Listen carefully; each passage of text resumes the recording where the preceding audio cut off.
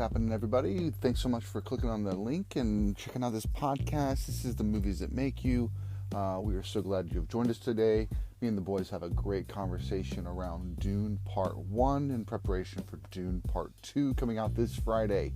We hope that you have watched the movie because we're going to dive into it spoiler heavy. We're just going to talk through the entire movie and kind of what the important pieces were, how it hit us, how it made us feel, what things it made us that call to memory, all that stuff. So really good conversation, fun conversation. Everybody's involved. It's one of our longer podcasts, and very excited for this conversation and that you're here to enjoy it with us. So if you wouldn't mind, just jump in and just shoot a share the podcast with someone. If you hit us over on Instagram, give us a like, give us a follow, share the podcast, share the link, share the picture, the story that we post, sharing that the podcast is live. All that stuff would help just kind of spread the word about what we're up to here. Like I say every week, we really enjoy having conversations with our kids around the movies that we watch, so that the entertainment that we're taking in is not just for not just frivolous, but also able to have a meaningful conversation around that. And I believe very strongly that hearing kids talk about movies or talk about anything and how it makes them feel, it just gives them the ownership, or gives them the freedom to think about it for themselves. So we hope that you'll do that. And again, check us out. We've got a podcast that's everywhere, so feel free to share it from Spotify, Apple Podcasts, YouTube, everywhere podcasts are. We also have our Instagram account, which is Movies That Make You, and also our letterbox, which is at I Am Spraying. So it's my personal kind of log of movies that we watch, but also I've been making sure to log the movies that we watch as a family and mark those. But also all the kind of the lists of movies that make you feel, make you laugh, make you scream, make you cry, all that stuff. We post that there, and I mentioned it in the podcast as well today. But again, thanks so much for listening. It's so much fun to have you out there listening to us have these conversations. It's been a lot of fun, and we have been trucking through all these movies. Lots of fun stuff ahead as we get into the second quarter of the year. We're planning like crazy about what we're going to be talking about. So excited to share that with you. Be sure to follow us on Instagram to get those updates. All right, without further ado, let's get to the podcast.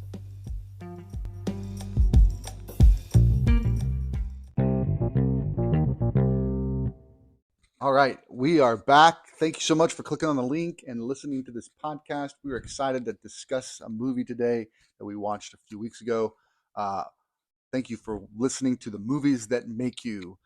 This is a single movie episode, and we'll get to that in just a moment. But first, let's introduce everybody. I am Sprang, and I am the dad. Hello, everybody. My name is Connor, and I am 14 now. My name is Jacob, and I'm 13. I'm Colton, and I'm 11 and 7/10. I'm Ezekiel, and I'm a kid. Wow, so cool! All right. So, I think it's good to talk about this real quick because Connor is now 14. So, Connor, tell us a little bit about your birthday and what you enjoyed about it and everything. So my birthday is February 18th. It was on the weekend, and I was mad because I couldn't get my present until Sunday, because I was at my dad's. And then whenever I came back, it was a racing wheel I wanted for my birthday, and I got it, and I've been using it every day. And then, yeah. It's more than a racing wheel, though, right? Tell them a little bit more about it. Like, there's pedals and a shifter, a wheel, and then I can play it with my games like Gran Turismo, if you watch that movie. Yeah. Nice. Yeah, so we'll show a quick video of it on the Instagram this week. So be sure to check that out. Instagram, you can find us at Movies That Make You. So very excited. I know. Hey, I'll just spotlight that too real quick. Check out our letterboxd. It is at I Am Spraying because it's my personal letterbox, but I've put all of the lists the movies that make you laugh, movies that make you cry, movies that make you happy, movies that make you feel, movies that make you think. They're all up there, so be sure to check that Is out. there That would be a lot of fun. is there movies that make you scream? Yeah, all Oh, the yeah. horror movies are under that. Hmm. Yeah. There's also the movies that make you question life. Movies that make you cry. Yes. I think I mentioned that one. But Oh. yes. All right. So this is one of the movies that we're going to talk about today is because it comes out this Friday. Dune. Yes, we're talking about Dune, the first Dune. Colton, can you give us a little bit of details about this movie? The director was Denis Villeneuve. Pretty close. Yes. Timothy Chalamet played the main character. Wait, is that the main character? Yep. Yeah, I knew that. And then Rebecca something. For I guess made in 2021. Okay, so yes, so Denis Villeneuve is the director. Timothy Chalamet is the main actor. It also has Zendaya in it. Rebecca Ferguson plays Paul's mom. Timothy is Paul. So yes, so there you go. Pretty cool. This is a movie that came out back in the 80s, and it is infamous for it being a really, really difficult movie to make. It was just a long, long shoot in the desert, and it just didn't ever like really, really, really come through and connect with audiences. It's one of those movies that they call it has a cult following. Anybody know what that means? It means that there's a little bit of people that like it, but when they like the little bit of people, they like it a whole lot. That's a great definition, absolutely. And so, but even though it wasn't a great movie, it was based off a great book. And so the director Denis Villeneuve has been making some really impressive movies. I would definitely check out all of them if you get a chance. I will post it on Instagram this week on all of his movies, and I might even do a ranking of myself of what I like most. But Dune is definitely up there as one of the great ones that he's made. And from what I hear, Dune Part 2 is even better. Dune Part 2 is said to be one of the best movies in the last few years. And so, very excited for that. Let's go ahead and go through our initial thoughts about Dune. Connor, why don't you take just kind of overall, don't have to dive into the details, but overall, what were your thoughts about Dune? Very complicated. You had to use a lot of thinking. Especially it was in the desert. I don't really remember much because I wasn't really focused, but I can remember the sandworm going at the it was a ship or something, and they had to get him off. Yeah, that's what I remember. Jacob, what about you? What overall thoughts? I thought it was a really great movie. It did make you like actually use your brain, unlike a lot of other new movies that have come out. But I thought it was really well put together, and it gave you just a little bit of suspense after each chapter to like make you wanting more. And the sandworms were like super cool looking. Yeah, absolutely. Very cool. Colton, what about you? Just overall thoughts. I like sandworms, so I really like that movie. And I like how the sandworms weren't they were more realistic because they were in the sand and not just floating in the air flying. Nice. Zeke, what about you? What's something that what's your overall thoughts about the movie Dune? It was really good. I especially liked the sandworms part because it's from my top. This is my favorite horror movie, Beetlejuice, Okay. and this I think it got. Did it get copyrighted for the name Sandwords? No. Sandworms. No, It it's didn't? fine. Oh. No, it's fine. People can use sandworms. All right. I also liked how they were like totally different. Yeah. What was totally different? Like the sandworms, and Beetlejuice, they Oh, were okay. like black and white. They were super creepy. But the sandworms in this one, they did not have eyes. Mhm. And they didn't have hair.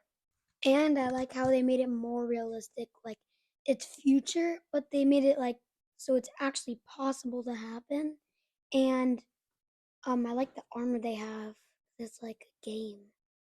Yeah, I was going to mention that too. I think for me, it's definitely futuristic, but um, the what I really liked about it was the costumes, uh, and it felt and the pageantry of it, the very formality of this kind of these people that live on these planets, these basically these tribes of people, these families that live on these planets, like are part of the leadership of the planets. They're like the kings and queens of the planet, like in medieval times. So it's this kind of like those of you that watched it, Game of Thrones, but in space. And but I like the armor really kind of felt medieval. It felt like knights in armor and stuff like that. Um, and I think the sandworms were amazing. One of my favorite parts about the sandworms was that when they were going through the sand sounded like water. It sounded like waves, and it sounded like that's how fast, that's how easily they're moving through the sand. Is like we move through water. Maybe in the second movie there will be water under the sand, and that would be really really cool. I'm like, I know it could be. I do know that there's from the trailers we've heard Paul, who's the main character, Timothy Chalamet's character, talk about that he is telling Zendaya's character about water because she's never seen water because she's only lived on the sand planet. So um, he's telling her about like imagine that sand being water, and she can't fathom it. So pretty wild. So who wants to tell us a little bit about how the movie opens? it was like, was he asleep and he was like, well, there was this like battle between like the director or something. Not the director, but he activated his shield and the other person activated his shield. Oh, okay. And yeah, kind of like that. You'll know it like it's in like 4 minutes and 30 seconds of the movie. I think, I don't know, but Okay. Okay. that's just a guess. We don't need to get that detailed. But, so we kind of start with the movie. We're getting a little bit of back like descriptions of the people that live on the planet. We're getting a little description about the family that had been on the planet and was farming the planet for what? What were they farming it for? Spices. That's right, spice. Spice is kind of like the currency of that day. It became really, really powerful for those that had spice. There was an episode in The Simpsons, Treehouse of Horror, and it was kind of like this, but without sand. Like Mr. Burns, he's like the richest guy. He had all the water, and he was like flexing. Got it. Yeah, it's very similar. So like the family that was on the planet before um, was had gotten rich off of the spice in the sand, and they had all these machines to try and get to separate the sand from the spice. The spice is kind of like imagine it being fuel for your vehicles, fuel for powering industries, but also it's a drug that people can inhale and it gives you hallucinations. So it's kind of this all encompassing. It's like it can do everything. It can solve disease, but it can also make people get high. So it can do all the things, and so it's like the one substance that is the most powerful in this entire like this universe of that the Dune is set in. Why don't they just keep this spice for themselves? Because if they keep it for themselves, they wouldn't be able to make money. But They wouldn't have money. don't they have technology to travel to other planets and they could Yeah, but sell it? they got that money. Well, that's what they're selling it. They're selling it, Yeah, they're and selling they're the selling spice. it to get money, to make more machines, to make more spice, to sell more spice. Yep, And it's to get rich and rich and rich. Yep. yeah. So That's how a business works. Like start off really low and then you get higher. Yeah. So what else does this sound like? When I was watching it this time, this reminded me of another movie that we watched in the last few months. Came out in the theaters last December. Did you watch it in the theaters? We did watch in the theaters. Think about it. A planet that has a substance that people are coming to take. It's like, is it the one with the robots and this like kid they're trying to save? No. Avatar. Avatar is what I was Oh. thinking. Because Avatar has in the first Avatar, it's the mining of that unobtainium, which is kind of a funny name for, because you can't obtain it. So just unobtainium. Anyway, in the second movie, it's the whale brainstem that they're trying to harvest, and so that's what greedy people. Now, not all businesses are greedy. Some businesses are out there trying to do good, and some businesses operate in a very wholesome way, or at least a sustainable way, is what we call it, meaning they aren't trying to just mine the world for their own good. But there's a lot of things, a lot of businesses, and a lot of rich folks out there that all they want is to get more and more and more and more and more. And it doesn't matter who they step on, it doesn't matter who they hurt. That's kind of the history of our nation too, right? We were white people in Europe, and then what did we do? We came to America and we took it for ourselves, and we took it from the Native Americans, and we claimed it as our own, right? So it's a little bit of that, and I think that's why it resonates with us, is because we're trying to learn from our history. It's like Mr. Beast. Yeah. In what way? Like, he gains money and he doesn't use it for himself. He had 100 dogs adopted, and he has a lot of friends. Yeah. And yeah, it's really good. He uses the money to try to help people. Absolutely. And that's what we hope, and that's what we want. And I think the really good companies out there are trying to do that with their money. They're not just trying to get rich, but it is a lot about getting rich, because then they can take care of their families and for generation to generation. Okay, so that kind of sets up the world. We're in this kind of ancient world, but it really kicks off. The story really kicks off with the king, the emperor of all the planets, basically tells this one family that's been on this planet forever that they no longer have access to the planet, and he's going to give the planet over to another family, and that is the main character's family. Paul and his dad and his mom are going to go and live and rule the planet. But like any planet that has been occupied by a powerful force, there's also the native folks that live there that are causing problems for the people that have inhabited it, right? So that's actually, we don't even see Zendaya until towards the end of the movie, because they kind of interact with them, but it doesn't happen until the very end when they interact with those people. I think in this movie, Dune Part 2, we're going to see a lot more, because it's going to be, first movie ends with him kind of joining up with them because they helped him. He proved himself as being worthy. So now he's going to kind of be with them, and we'll see kind of where the story picks up from there.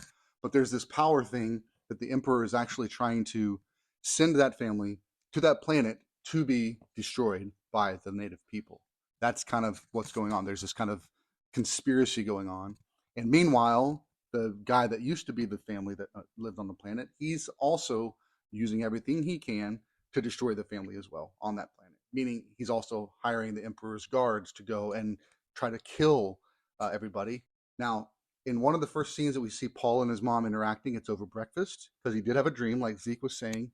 He had a dream, and he's sitting at breakfast. What was happening at breakfast that was really unique about their interaction? Because he wasn't taking the water, I think. Partly, but then like she's trying to get him to do something, right? Not that he wasn't taking it. He needed to tell her to give him the water? Correct. Yeah. And why was that important?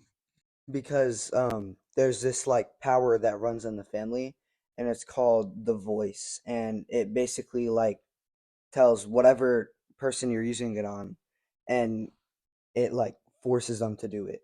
Yeah, it takes away their free will, and so she's trying to teach him how to use it, because he has the ability. And we find out kind of downstream, we found out later that his dad has really strong blood and has all the kind of the royalty blood. He's the son of a king, right? So he's got this kind of, he's upper echelon of a person, but his mom is a part of this secret society, and she's also been placed with this guy as a way of kind of placing someone of this kind of witches group in this place of power, and she's trying to give him her powers as well, or teach him how to use the gifts that she has, because he has both worlds. So he's kind of like this combination of the two worlds. In like the future, I want to use the voice on you. Oh yeah, So I can be like, stop talking! And and I'll yeah. listen. And like in this podcast, could I use it? No, Please. no, we're not gonna do it. It kind of reminded me of Star Wars. Like in Star Wars, I don't think we've seen a sand planet. The Sand Planet. I don't So think there is one. that's where Luke was, Tatooine, where he was on the Sand Planet. Oh yeah, in that little like house. Yep. And that's what's crazy is that Dune was inspiration. The book Dune was inspiration for George Lucas. You know, it'd be cool, if like for some reason they went back, like there was a memory or something, and then in the background there was like a sandworm going like. Yeah. It would be funny, like in Star Wars. Yeah. That'd be cool. I did want to mention one other thing. So we've talked about him getting his power, and the voice. It's kind of this interesting kind of way of speaking, but he ends up being able to get his mom to move the water closer to him, but not actually give it to him. So it's kind of signifying that he's learning. All right, so then they leave the planet that they were on. They leave their home, and they're gifted this other planet to be the rulers of, and they're now responsible for all the spice production for the entire empire. With a lot of pressure, a lot of stress, all that stuff. Wasn't there this woman who was like using sign language to the guard, saying, "Be ready for violence"? Yes, that's great. So we also see that that Paul's mom is also very Rebecca Ferguson's character. She also uses sign language to help communicate with her son, but also with her staff. So in case there's something that she needs to communicate without using words, that she can. So yeah, absolutely. So there's a couple other characters I did want to mention. Josh Brolin plays basically part of the ruling army. He's like a general in the army, and then Jason Momoa plays Paul's like he's a soldier, a really really good soldier that's sent to the planet to scout it and kind of learn from the people as much as he can. But then he ends up kind of getting killed later in the movie. The Thor guy. Yeah, Aquaman. He played Aquaman. Yeah. So Dave Bautista, speaking of Marvel movies, but Dave Bautista also is in the movie as he's the main kind of the guy that's working for the other family, that's trying to take. He just hates this family's taking power of the land of the planet and wants to take it back. So lots of really really great actors, and like we talked about before, the sandworms are really amazing. The costumes are really amazing. What's something else that you found interesting about this movie beyond kind of the story? What other pieces did you think were really cool, Jacob?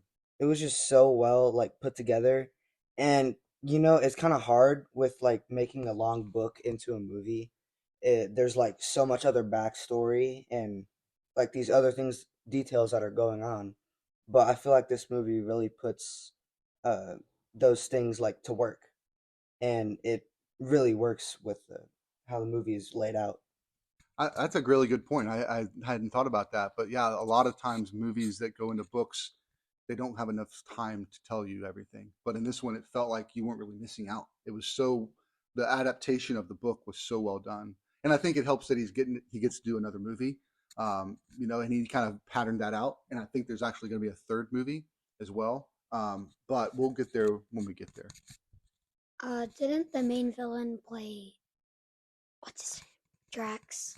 Yeah, absolutely. Yep. Dave Bautista played Drax, and actually the snake guy, the guy that had the really weird like metal thing that helped raise him up and move his body when he was also in Marvel in the Thor movies as the scientist that worked with Natalie Portman, that found Thor in the first Thor movie. So Drax actually showed up in the Mr. Beast video. I adopted 100 dogs. Okay. Yeah, that's really cool. And Yeah, look at all the connections. That's Yeah. awesome. Yeah, he got one, and then he like got to stay in the video for a little bit. That's very Like cool. whenever they would walk in, he would jump behind the chair and be like, ah, and they would like be excited. Yeah. He also there was this one family who got an extra gift. It was behind the picture and it said, "I hate Guardians of the Galaxy," which is like Yeah, he's like, "Oh, come on, dude. Come yeah, on." that's funny.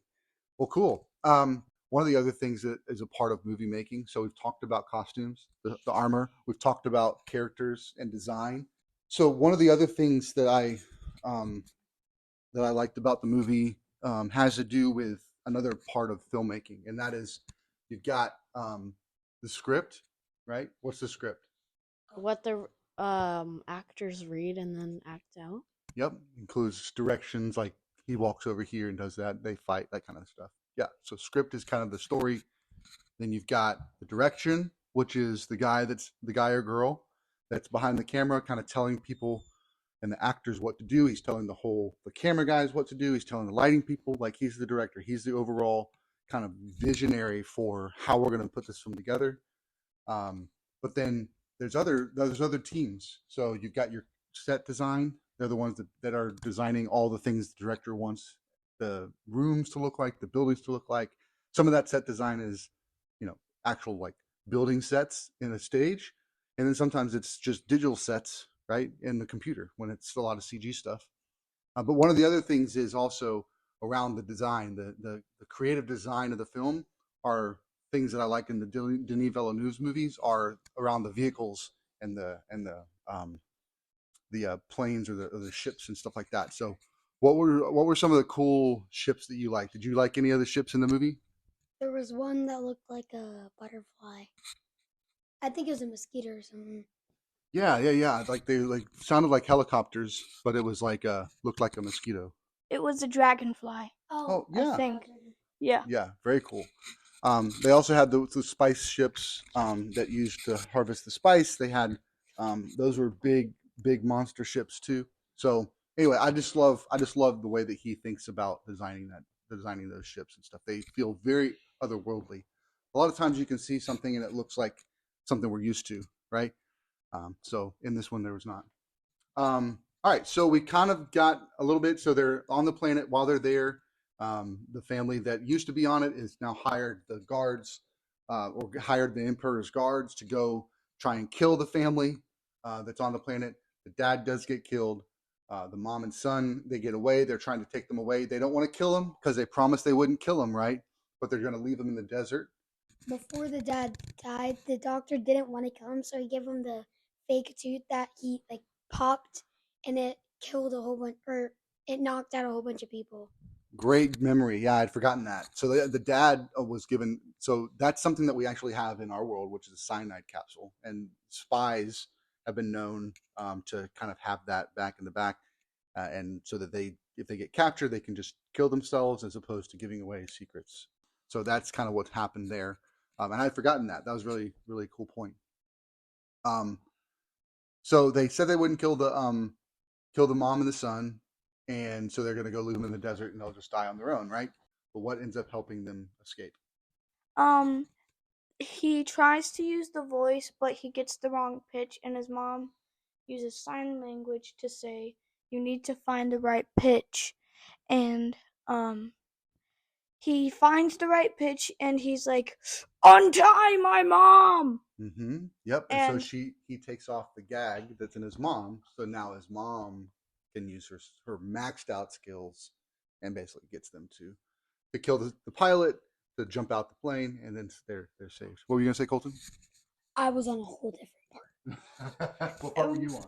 I was on the part where they're about to get attacked by a sandworm, but then those people use the thing to make noise. So we kind of see the sandworms, and it's really funny because actually I think we saw one small clip where someone was riding the sandworm right at the end of the movie, but we see the lady that's the ambassador pull out these harness like these weapons, or they look like weapons, but she's going to go walk out into the sand. So those are the things that they actually use to capture the sandworm so they can ride it. I think they look like mountain tools to climb mountains. Yeah, absolutely, absolutely.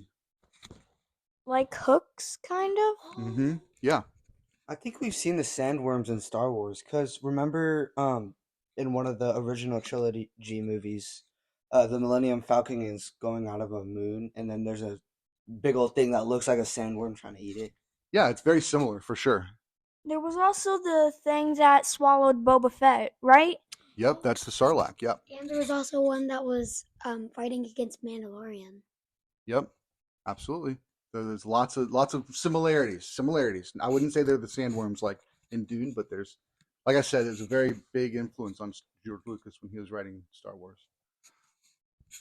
The only reason I thought it is because they're in the desert and the guys were talking about these creatures, so I was just assuming they're sandworms. Yeah, for sure. For sure. All right, so they get away and they're trying to find their way around. They meet up with some of the native people, but then they are not very happy about them because they're occupiers. They're not native people, and you're just here trying to take over our planet, and so we don't like you because you're trying to take what's ours. This really seems like history. Like it's happened like today. We were talking about the Civil War and how it happened, and this seems a lot like it. Yeah, it's very similar. I was gonna say the same thing as Connor. Yeah. Because we also learned about the Civil War. Okay. Cool. So they finally kind of meet up. They survive the desert. They find their way to meet up with the people that are the native people, and they're kind of wandering around. And the movie finally ends up with he's had this vision of this girl the entire movie, and it's Zendaya's character, but we haven't seen her in real life. And then she shows up with these people, and so now he's trying to figure out what's going on.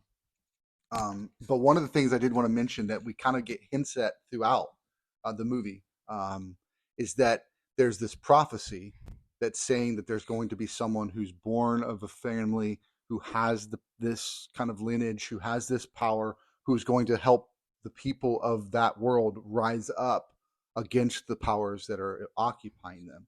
And so there's this kind of underlying thing that's happening in that planet where they think this guy, Paul, Timothée Chalamet's character, is that savior.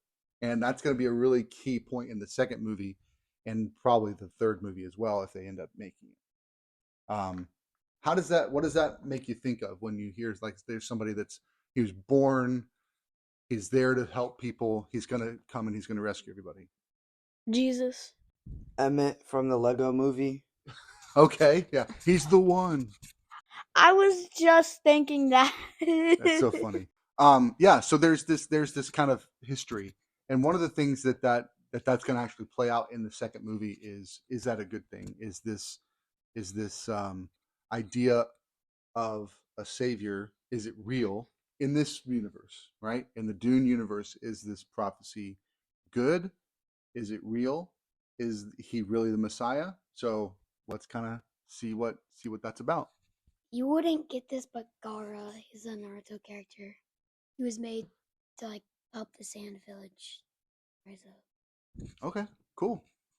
All right, so then we kind of get to this. He finally finds these people, but they do not want him to go back with them. He needs to be left in the desert. But the main tribesman gets his weapon stolen by Paul's mom, and so then they're like, well, you've lost your ability, you can't lead us anymore. So then he challenges for the power from her, but she's not going to fight him, so she has Paul fight him. You also left out a part where there was he was tested to see there was this box of pain and he had to put his hand in it, but he wasn't going to be hurt. His hand was going to be intact, but it felt like needles were going to be stuck in his hand. Yeah. And he was like and then the person who was challenging him used the voice and was like, "Stop screaming!" And yeah, so he took his and the challenger said, "All right, take your hand out. That's enough." Yep. And So he just did, and it was still intact. yeah. So that's just kind of that's a definitely a good point, a good story point. That was kind of the head of the organization that his mom's a part of, and she was doing that test to see if he really did exhibit the behaviors of someone who would be a savior. Because if you run away from pain, if you pull away from pain, it means that you aren't going to be able to face what's coming next.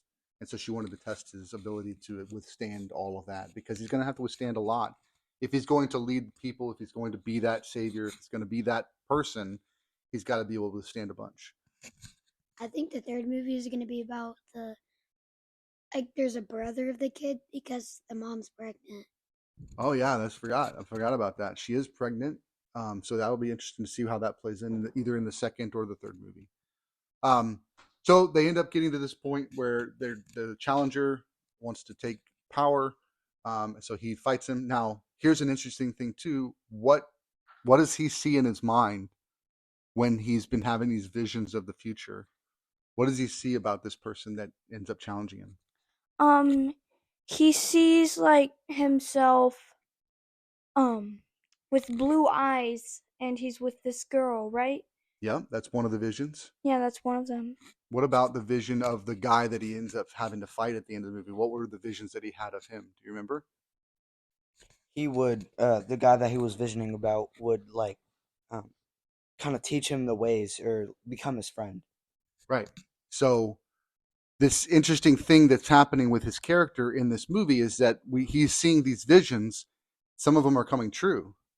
But then in this particular situation, the very last vision that he has is that this guy's going to be his friend and is going to help him. But then what ends up happening is the opposite. He ends up challenging him. And even in the vision that he has of the fight, he loses the fight to this guy.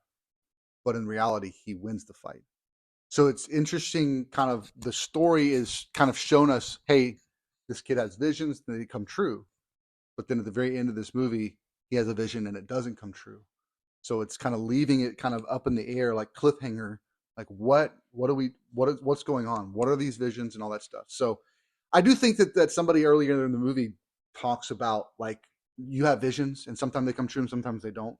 So I think that's at play, but it's interesting kind of for us.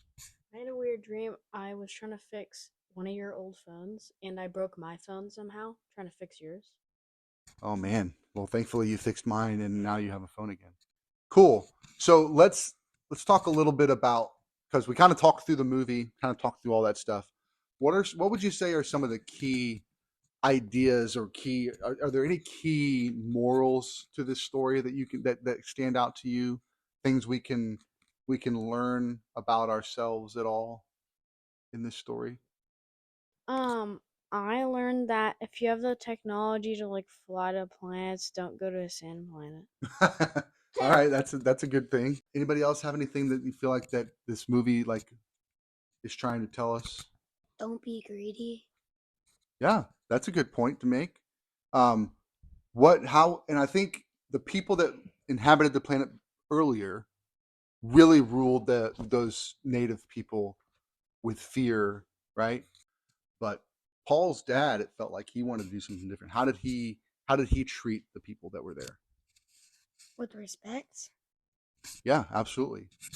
And he treated them like he wanted to get to know them and not just like respect for like, hey, I know that you live on this planet, but he like asked them questions and like wanted to personally interact with them.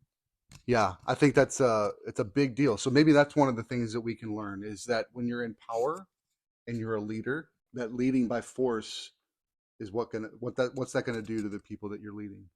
It's gonna make them revolt. Yeah.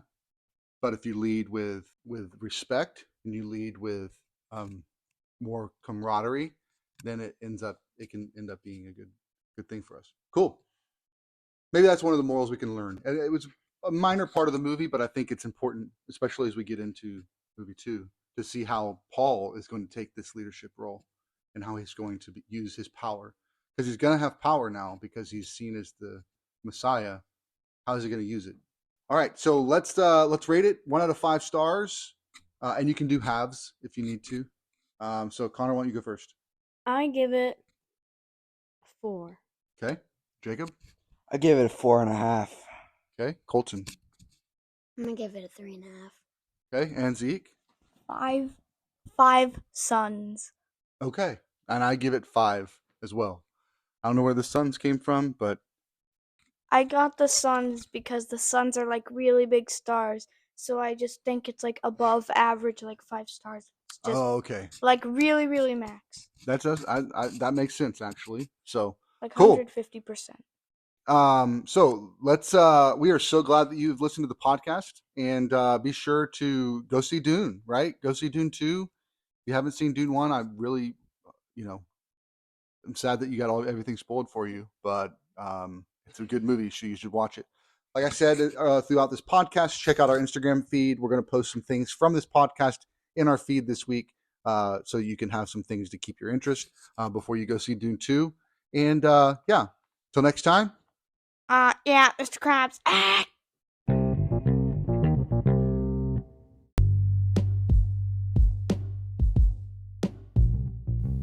Thanks again for listening.